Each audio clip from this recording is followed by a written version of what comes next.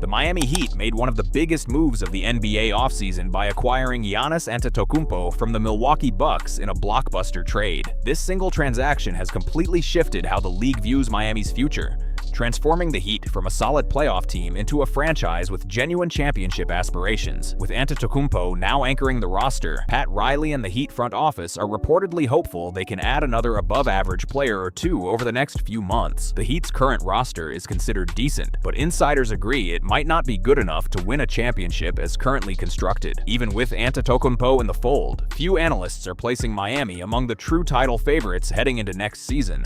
That reality has fueled speculation about who else the Heat could pursue to close the gap between good and great. One name dominating the conversation is LeBron James, widely regarded as the greatest player of all time. James is now a free agent after parting ways with the Los Angeles Lakers, ending an era that defined much of his later career. At 41 years old, James finds himself in a position few superstars ever experience: complete control over where he plays and what could be the final chapter of his career. The decision James faces isn't just about basketball fit. It's about legacy, opportunity, and one more realistic shot at a championship. That combination of factors has made his free agency one of the most closely watched storylines in the sport. Two teams have emerged as the frontrunners for his services. The Golden State Warriors represent a veteran super team option, built around a core that has already won multiple titles together. The Cleveland Cavaliers offer something different, a nostalgic homecoming, marking what would be James's second return to the franchise where his career began. The debate has essentially become a choice between joining a graybeard super team or writing another chapter of his complicated relationship with Cleveland. But according to at least one prediction,